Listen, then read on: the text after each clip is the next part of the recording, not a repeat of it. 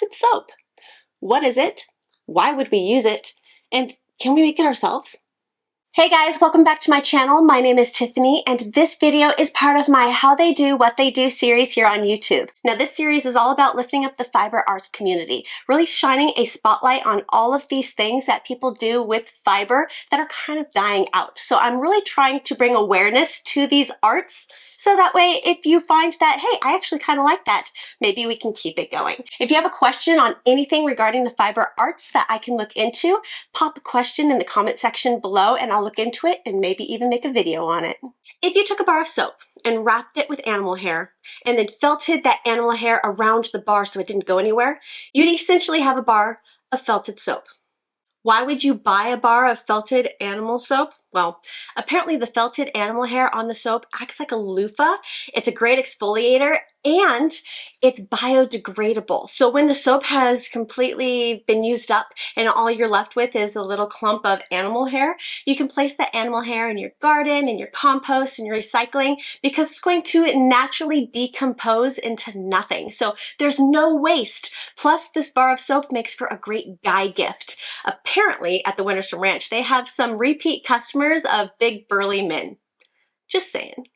The soap bars sold at Winterstrom Ranch are all made from scratch.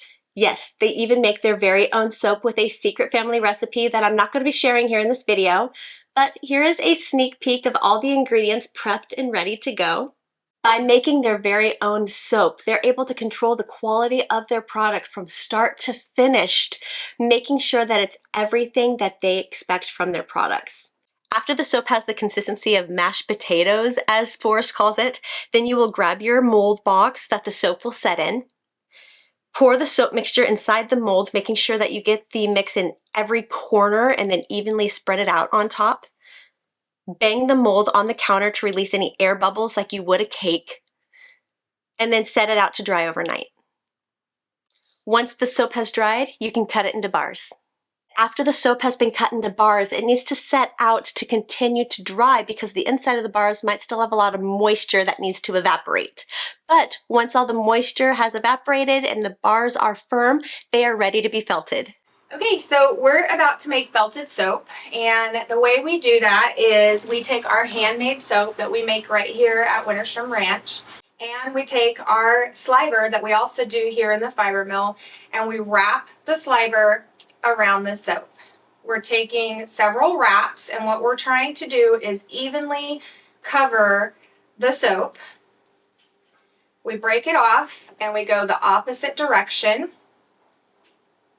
just wrapping and covering evenly, and then one more time, break it off and wrap again. This sliver is made with seconds. So again, you're taking fiber that's maybe a little less desirable for yarn and you're using it for another usable product. So we have our soap completely wrapped with alpaca fiber. I hold it and this water's hot. So as hot as you can stand, you want your water. We dip it in, and while it's dipped in the water, I'm squeezing like this, kind of pulsing the soap.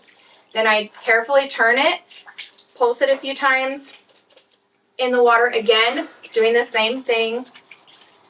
And we're just gently trying to get the suds to come out. So you can see that we've got soapy water coming out of the soap bar.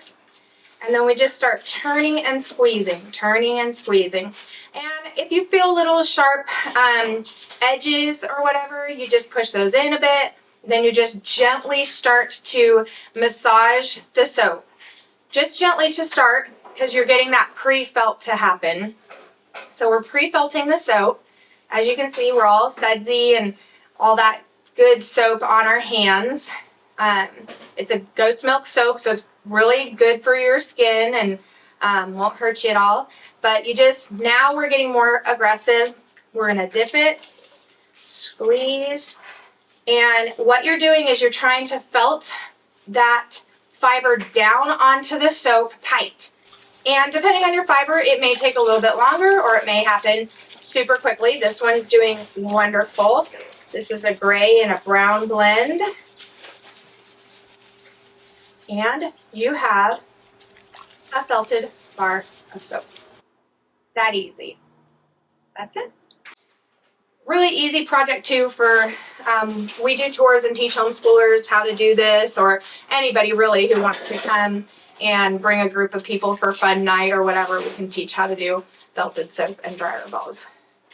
And then you have something to take home that you made. I love these. They're so cool. We're going to take our label and we just wrap it around. Put the other label on the cross in the back. So Gotcha. where it crosses over in the back, we place the label. And so then we have our back label there. And then we just take our front label and stick it on the front. Beautiful. And that's it. Ta-da. And now it's ready for sale. Yep. Thank you so much, Sarah, for showing me how you make your felted soap. You're welcome.